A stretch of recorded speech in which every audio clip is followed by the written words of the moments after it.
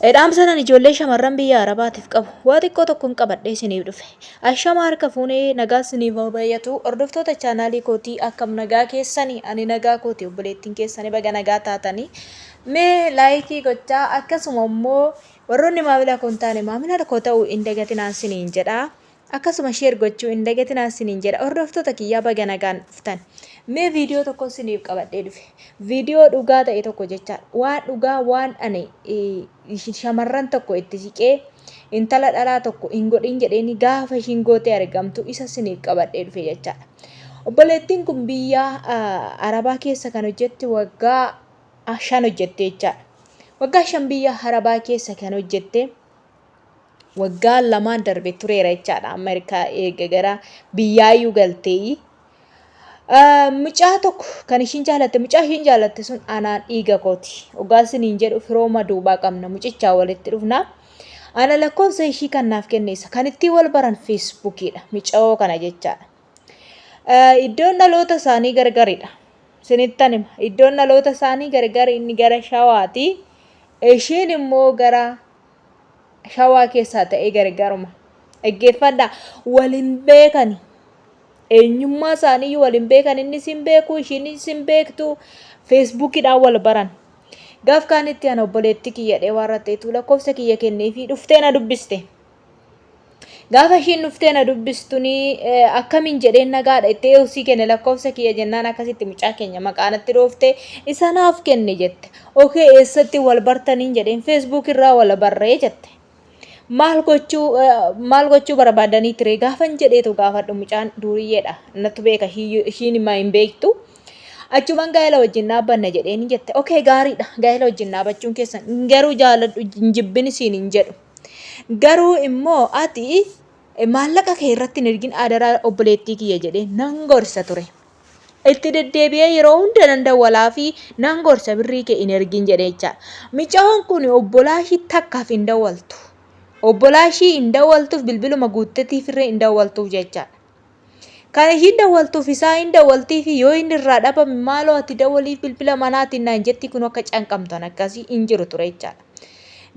Mucaa kanatti of hinamanii lakki jedhee tanaan gorsa tureen jechaadha. Maaliif ani shamarran dhalaadha waan ta'eef dhalaan kam akka miidhamtu hin barbaadu. Inni dhiiga kiyya ta'ee ishiin alagaa yoo taateyyuu ani miidhama nama kamiyyuu hin fedhu jechaadha. Achi booda bilbila hin qabu naan jedhee jette bilbila maal ta'e dhabee silaa qaba ofiin jedheen bilbila na yaalaa tabalaa ishee kallattii dabalee jette achumarraa nama maal gootareen jedheen bilbilan bitaa fedheen birrii ergee fettetti birrii doolaara beerut jechaadha birrii doolaara 200 ergiteef. Lakki birriin ergin gaafa na jedhu ergiteef gaafa lammaffaa si ergiteef warrattee bilbila bitatee warrattee inni koonan biraa achi wajjin shararra. Achi lafa wayiin bita jedhee jette lafa maalii siin bita hin bitin kennin birrii hin ergin hin jedheen na sosobe kaam. Adaraa kee hin ergin hin boossa dhiiga boossadheen gaafa nan ishii gorsu bilbila yeroo koo kennee tanan ishii gorsa jechaadha hin ergin birrii keedheen micoota.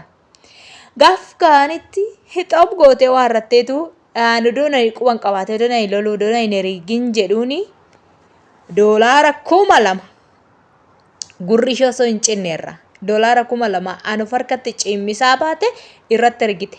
Mucaa kana bakka dhaloota isaa hin beektu dhaggeeffadhaa. Bakka dhaloota isaa hin beektu bilbila maatii hin beektu deemteetuma qabachuullee hin dandeessu. Bootaa isaa hin beektu akkamatti jaalatte giiftiin tiyya. Ani kan na barsiise lakkii mucaa kana lakkii birrii kee hin ergin jaalala yoo ta'e jaaladhu jedheen hin ture. Amma birrii doolaara 2,000 ergite. Okay lafan bitee jedhee maalan godhe jedhee maalan galmaa jedhee jettee natti haasofti lakkii hin ergin nama ergiteen jedheen cim jedhee harka koo keessaa fudhadhe jechaadha. Gaaf kaanitti odoon gorsu waan kana waan gooteef lammatas deebitee dhuftee warratteetu alamii jettee oon jedhee naada walti waan ta'eef ammallee obboleessa kiyyatu hojii argatee naan jedhee isaa birrii doolaara 500 liqeessi naan jedhe maalan godha lubbuu kiyyaa akkatti bo'aa jira jette. Aydamoo sayyuu fudhannee niitirraa hin qaba malee naan jette. Obboleessi kaami an hojii argate.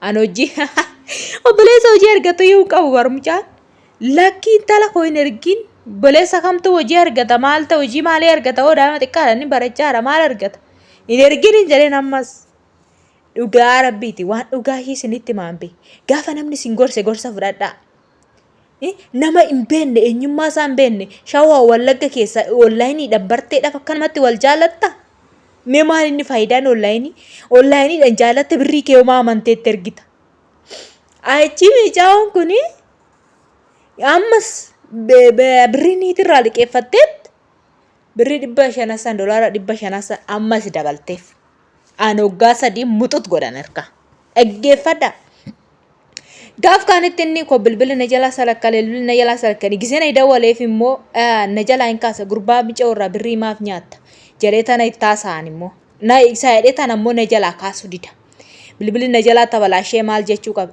eedaa mucaa maal godha birrii isheerraa fuudhu sana niitii fuudhe finfinnee keessatti niitii fuudhe eessatti isa argitire inni ko niitii fuudhe jedhan gaafan kana dhaga'u ani ko xaaxan jedhetti nimne achumaan goddanyaa dhumti mucaa sanaa jechaadha inni dhiiraa ani nan gorsa birrii kenn ergin jedheen waan ta'eef inni dhiiraa sun naqee waarratee maaloo yaa obboleettii tiyyaa ati maaliif nyaatamta jedheen maaliif nyaatamta mucaan asitti fuudhee jira lafa maaliif bitee jedheetti mishitti achi hammaananii gorsaa dhiiwolee sana yaadattee dhuftee hirqiffatte ka'alee koo maaloo eessan seena kaatte lakkoofsa maatii saanaa kennette lakkoofsa harmee naa kennette lakkoofsa abbaa saanaa kennette ani maali lakkoofsa abbaa lakkoofsa haadha maal nan eegama hin ergin jedheenan meejool hin erginii jedheenan dhoowwaa ture achumarraan harmee sitti kenne moo eessan daandii beektee qaba dhaqxee too maatii bira dhaqxee too qabattu jira moo waraqaan farkaa qabatte waraqaa farkaa qabaatte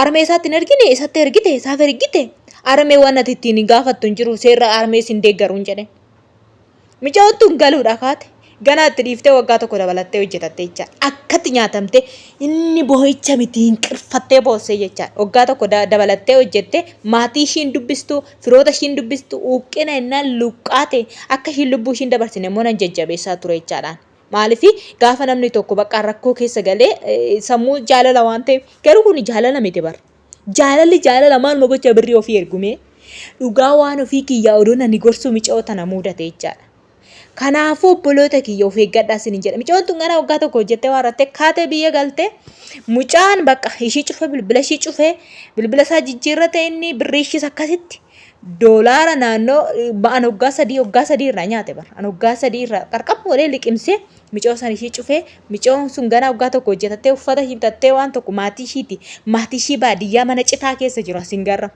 otoo maatii ishiitti jijjiiran naqin kana dhiira biyyaa nyochaa turtee jechaadha akkasitti kisaaraan taane keessa galte obboloota koo gaafa namni sin gorse gorsa nama kamiyyuu fudhadhaa isiniin jechuun barbaada gorsa nama kamiyyuu fudhadhaa hin jibbina namni kamuu waa isiniin jedhe sana qalbiitti qaba kanaaf shamarran keenya yeroo baay'ee akkasitti nyaatamu jechaadha waan akkasii kanarraa of eeggadhaa isiniin jedha hiriyaan keessan gaafa isinitti sixxee hiriyaan dubaraa tokko sin gorsite waan namni tokko isiniin jedhe ishii jedhaati fudhadhaa okay micoon kun itti dhiiftee waarrattee kaatee galte waggaa tokkicha hojjettee itti dabalattee jechaadha omaa miti jedheen jajjabeessan ture jechaadha bakkaan dursa gorsaa ture ammoo deebi'ee tanan jajjabeessee omaa miti boruttiin hojjetattaa in argattaa omaa miti dheetanan baay'ee tokko ishii jajjabeessaa ture innaa miceettiin hojjetattee waggaa takkitti hojjetattee kaatii maatii ishiitti galtee jechaadha dadhabbii ishii waggaa meeqa kisaaratti gannammite jechaadha maatii ishii omaa waa tokko maatiin koo nan jaalatanii haati koo nan jaalattu haadha koo biratti hin guddanne ana kaakayyuu koo biratti hin guddanne haadha biratti guddachuu baatte